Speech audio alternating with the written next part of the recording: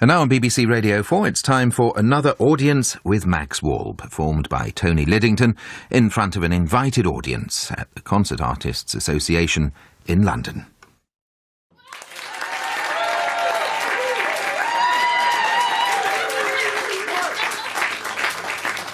Ladies and gentlemen, tonight it is a privilege for you to meet an artist of some note, a man who has left his brain to the nation unused. I am Professor Wallofski. I will perform for you tonight with the aid of an AA map and a giant spirit level. Known in the field of classical music and also in the field behind the gasworks. Chopin and I have a lot in common. Of course, he's been dead longer than me.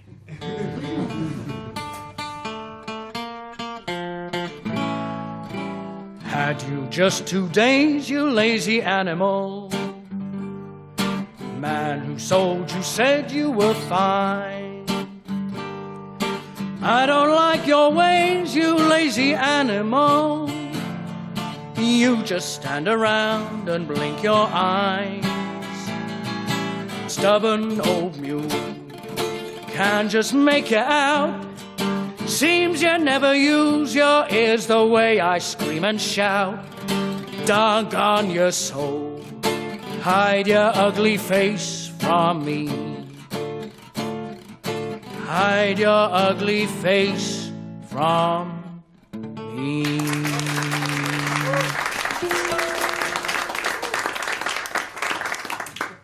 This monstrosity grew piece by piece through the years. The fragments of 1,000 connections fused and short-circuited into one monstrous creature. Mad shards of character, a ridiculous bald wig, indecent black tights, green waistcoat and big shoes, with a skull hanging from a puppet-like body of disobedient limbs that seem to fight one another or melt. All parts of a character that evolved from a routine rooted in eccentric dance, like Wilson and Keppel, or these new body poppers. The body is a tool. Tool. Nice word, that. And I do like a bit of etymology. That always gets a titter. The Professor grew from a show I first did in the war years, but with so many theatres closing, I also managed to find work on radio. Radio provided a wide open marketplace for every kind of comedy talent in those years, and there was a vast public of regular listeners who were in the habit of tuning in to keep their spirits up during the dark days of war. But unsurprisingly, my eccentric dance moves had a rather more limited appeal on the radio. So at this particular juncture, I started to explore the linguistic phenomenon. Savouring each syllable and pulling each word mercilessly out of shape. I love to play with accents and vowel sounds. My vowel movements are good, you know. I also began playing with catchphrases, those refrains of verbal comedy that have always been a part of routines. From Grimaldi's "Here we are again" to Grock's "Sans blague" to "Can I do you now, sir? I've fallen in the water." Just like that. And now for something completely different. Betty. Playing and experimenting with language, peppered with catchphrase refrains and ad-libbing away from the constraints of a script, was like the jazz guitar I'd started to play under the guidance of my stepfather, Bill.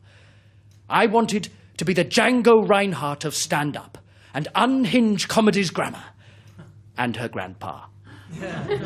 Success is built on failures. That's why I'm a success. It was a mad time. I still performed live variety work whenever I could, even during the Blitz. And often Marion and I would rush home together after a show, with Marion holding her little handbag over her head in case of flying shrapnel, to see if our little flat was in one piece. Our first son, Michael, had been born in 1943, and I would take him round the streets in his pram with the V1 flying bombs overhead. Vroom, vroom, vroom. Many was the time I heard the engine of one of them stop, and my heart would stop. In the dead, horrible silence before the explosion, there was a void into which poured the syncopated contents of my increasingly febrile thoughts. I had a nervous breakdown. The stress of war, my new marriage, a baby son, and a constant schedule of performance took their toll. I was invalided out of my RAF job as drill officer after regularly marching myself and my squadrons straight into brick walls and crying a great deal for no apparent reason. Marion and I were both highly charged, highly volatile, and highly sexed. In fact, a large proportion of our relationship was biological, which led to an undulating existence. Violent quarrels, patching it up, quarrelling, making up again and again, and all the time, for some reason or other, children kept being born. The blitz worsened as Marion carried our second child. Vroom, vroom, vroom. I was touring away from home 52 weeks a year, 7 days a week to all points of the compass to earn the money for our growing family. We had a good standard of living, but I had to earn the loot.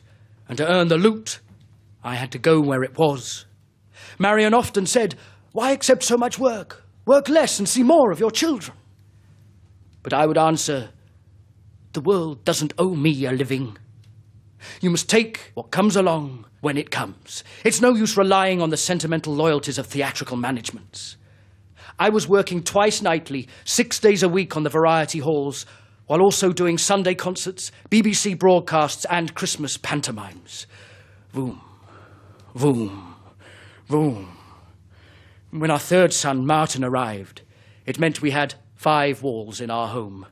But in truth, there were great cracks in the structure of our marriage that threatened disaster. My absence, her demands, the bills, the rows and hysterical scenes, exhaustion, temper, egomania, acclaim, guilt, blame, drink. One day, soon, after silence, there would be a bombshell. A bit of woe-woe. They like that. God forbid you should be doing well all the time. And by 1950, nothing was going well for me. I must get a room for tonight. That joke served me 20 years. Dear doctor, for years my wife couldn't hear, but after a short course of your magnificent treatment, she heard from her sister in Canada. I still love to hear your laughter. Without that, life could be terminated as far as I'm concerned. So the end product remained the thing. A laugh. I usually write my own stuff, although sometimes I use jokes from that well-known comedian's publication, Auburn's Joke Book. A lot of comedians used to take their whole routines from it, whether it suited them or not. But I would work out a structure and weave the jokes in. It was hard graft. Nothing came overnight. It was the gradual acquisition of skill and craftsmanship from years and years of going around doing it. To be loved by the people, you have to be one of them. Like Mari Lloyd or Dan Leno, who sent their souls with their material over the footlights. The entertainment game is a deadly serious business, needing dedication and both feet on the ground. All actors need self-belief. But self-importance and arrogance are something completely different. In my humble opinion, to be big-headed is to lack intellect. Celebrity alone is not a skill. What have they done? Where's the spit and sawdust in their blood? They're all amateurs, not fit to share the bill. I can't stand it. Did you see that? I'm losing control. I'm going mad. My voice is getting higher. That's enough of that. Back to the track, Jack. As the 50s progressed, I still toured the variety halls, but television was spreading fast and changing public tastes. For years, the theatres had become increasingly shabby, especially backstage, where the dressing rooms had cracked mirrors and wash basins, torn lino and filthy windows. Their poor state of repair reflected an ailing industry where many old-style acts failed to keep up, or retired, or simply died. Then the money dried up for variety bills, the old Stolmos circuits disappeared, and each hall closed one by one. Also, my marriage to Marion had become like an inner tube that had been punctured too often, deflated and hissy. I'd even left home on a couple of occasions, but patched it up and returned to the same cycle of behaviour. In fact, we were all patches and no tube, held together only by the glue of our children. Our 3 boys, and then in 1953, the twins, Meredith and Maxine. Things finally reached a climax when Marion and I quarrelled terribly, and it was as if all the pent-up hatred we had for each other burst out in a hurricane. I collected my things to leave, but before closing the door, I said to my eldest son, Michael, if you ever need me, you will know where to find me at any time. His reply is something I shall always remember. Mummy brought us up, you know. With those few words from a 12-year-old boy, the full force of our bitter family history came crashing all around me. The violence of my grandparents, my father's drunken collapse, my mother's suffocating control, my stepfather's violent rages and generations of anger and sexual appetite, all poured into a hopeless marriage and distilled by my 12-year-old son into a cold statement of contempt. It was unbearable. I had plenty of jokes, but no theatres to tell them in. Plenty of dance steps and funny walks, but no stages to wear out. Plenty of passion, but no love for my wife. Plenty of ideas, but no managements to listen to them. I had plenty of children, but no time to share with them. Clowns make light of tragedy. A little whoa, whoa. They always like that. I must get a room. I can usually do it 3 times. Nothing for that.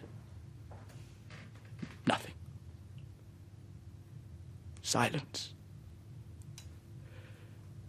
Then the bombshell came. She was blonde.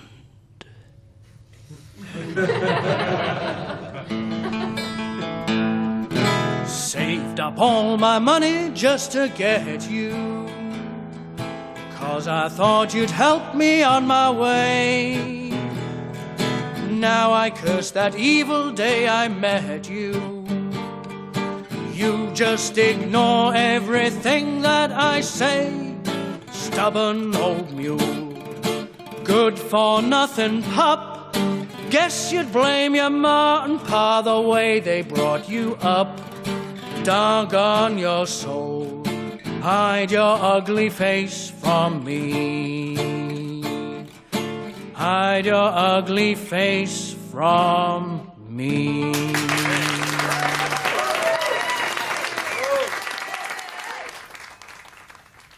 That was an audience with Max Wall, performed by Tony Lidington, accompanied on the guitar by Jake Rodriguez. It was a peer production for BBC Radio 4, directed by David Blount, and you can hear a further audience with Max Wall at the same time tomorrow.